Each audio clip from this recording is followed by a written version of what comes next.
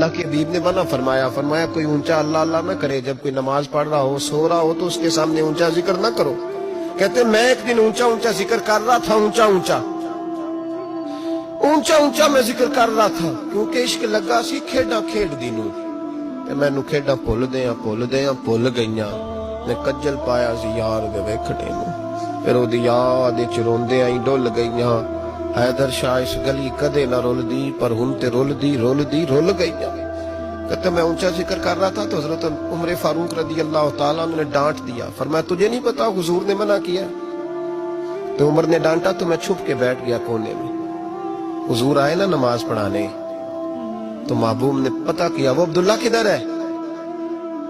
کہتے میں کونے میں تھا، حضور نے فرمایا کیا ہوا؟ تو میں رو پڑا، میری عزت بڑی تھی نا مدینے میں، کبھی کسی نے کچھ نہیں کہا تھا۔ نبی کریم نے فرمایا کیا ہوا؟ عرض کی حضور کچھ نہیں۔ پھر بھی بتاؤ؟ کہتے میں رو پڑا، میں نے کہا یا رسول اللہ میری غلطی تھی تو سیدنا فاروق اعظم نے ڈانٹ دیا ہے۔ فرمایا ہوا کیا؟ یا رسول اللہ میں اونچا ذکر کر رہا تھا، اور بات بھی ٹھیک ہے، کچھ لوگ قریب نماز پڑھ رہے تھے، حضرت عمر نے منع کیا، نبی کریم علیہ السلام نے فرمایا بلاؤ نہ ذرا عمر کو، خود قانون حضور نے بنایا ہے کہ اونچا ذکر نہ کرے جب کوئی نماز پڑھ رہا، بلاؤ نا عمر کو۔ جناب عمر آئے تو حضور نے فرمایا عمر میرے عبداللہ کو کوئی نہ ڈانٹے، کسی ان پڑھ سے، کسی دیہاتی سے، کسی بھولے سے انداز دیکھے حضور کا، اسے کوئی نہ ڈانٹے۔ پھر حضور نے فرمایا تمہیں پتہ ہے یہ میرے لیے کتنی تکلیفیں برداشت کر کے آیا؟ صحابہ فرماتے ہیں یہ خوش نصیب ہے جس کی روح بھی محبوب کے ہاتھوں میں نکلی۔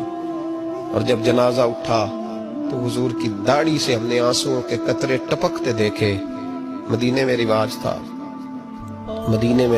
تھا کہ قبر میں قریبی عزیز اتارا کرتے تھے، پر ان کا تو مدینے میں رشتہ دار ہی کوئی نہیں تھا۔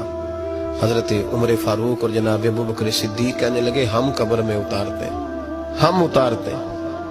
جب ان دونوں نے اٹھایا قبر میں گئے تو کہتے ہیں کمال دیکھو اللہ کے رسول ہم دونوں سے پہلے قبر میں اتر گئے، اور حضور نے یہ البدایہ والنہایہ میں موجود ہے، کب مجھے دو میں قبر میں اتارتا ہوں۔ کہتے ہیں حضور نے تنے تنہا پکڑا، تنے تنہا قبر میں اتارا، پسے مردن فرشتوں نے جو تلاشی لی تو کیا نکلا؟ فقط ایک دل کے گوشے سے خیال مصطفیٰ نکلا۔ نبی کریم علیہ السلام نے قبر میں رکھا اور ساتھ فرمایا اے اللہ میں آج شام تک اس سے راضی تھا، تو بھی اپنے کرم سے اس سے راضی ہو۔